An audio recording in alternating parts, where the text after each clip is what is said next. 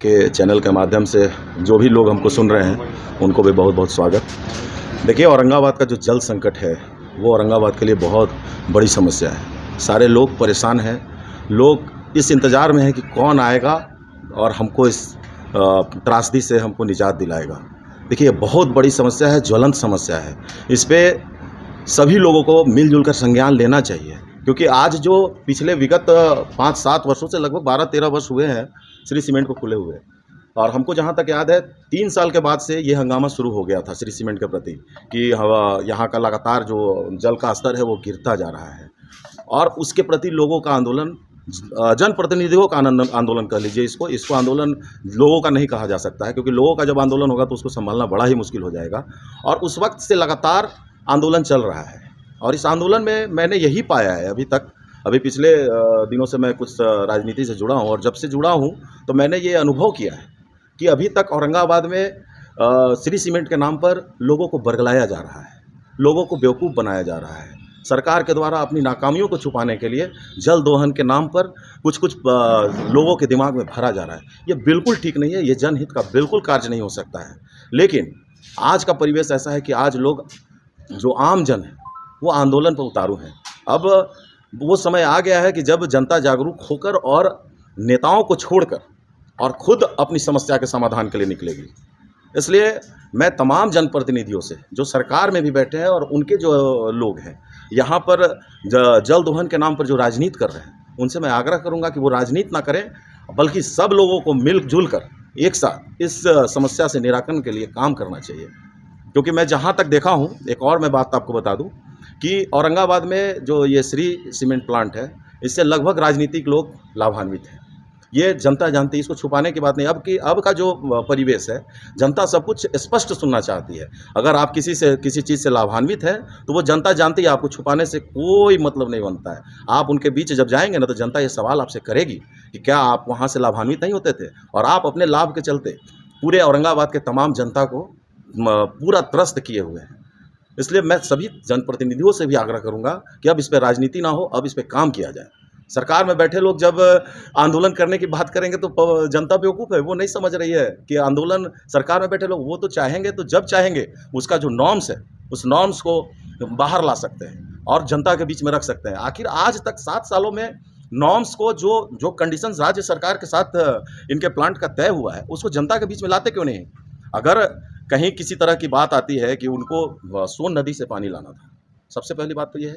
अब ये बात सोन नदी से पानी लाना था, ये कभी कहीं रिट याचिका दायर करके, कहीं सूचना के अधिकार से उनसे मांगा जा रहा है, तो उनको इसका स्पष्टीकरण देना चाहिए श्री सीमेंट को कि हाँ भैया, हमको सोन से पानी लाने का परमिशन कब मिला था, क्यों मिला था, और मैं क्यों नहीं ला रहा हूँ, क्यों मैं वहाँ से पानी ना लाकर नीचे से पानी निकाल रहा हूँ, इसका स्पष्टीकरण उनको देना चाहिए।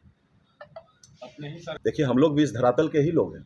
आज राजनीति में है, इसका मतलब हम लोग कुछ चीज़ नहीं जानते हैं, उस पे पर्दा डालेंगे, ऐसा नहीं चलता है।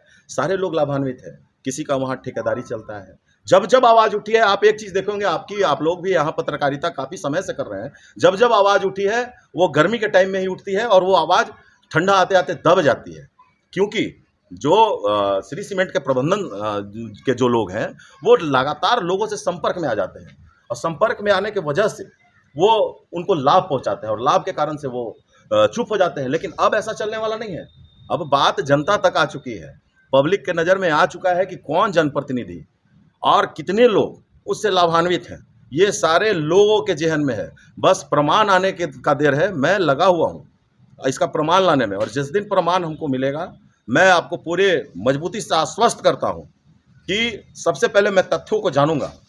मैं ऐसे ही दौड़ने वाले लोग में से नहीं हूँ, मैं लड़ने वाले लोग हैं। हम लोग जब भी किसी जनता की समस्या आएगी, हम लोग लड़ने वाले लोग हैं। जिस दिन हमको प्रमाण मिल जाएगा, और प्रमाण ही हमको मिलेगा कि किनको किनको लाभ वहाँ से पहुँचता है, उसके बाद आंदोलन छिड़ेगी तो वो फिर रुकेगी नहीं। इस से सीधी वार्ता कीजिए, और तत्काल प्रभाव से उसका जो नॉर्म्स है देखिए। अगर नॉर्म्स में सही है कि जिस तरह से चल रहा है, तो उसको चलने दीजिए, अन्यथा आप जो उनकी व्यवस्था है पानी की, वो व्यवस्था करवाएं। क्योंकि मैं इतना भी जानता हूं कि किसी भी शहर से जब व्यवसाय खत्म होता है, तो उस शहर का विकास भी रुक जाता है। मैं और आम आवाम ये नहीं कह रही है कि उसको बंद करवा दिया जाए, लेकिन उससे जो मुसीबतें हो रही हैं, उसका समाधान निकलना चाहिए। और उसका समाधान निकालें।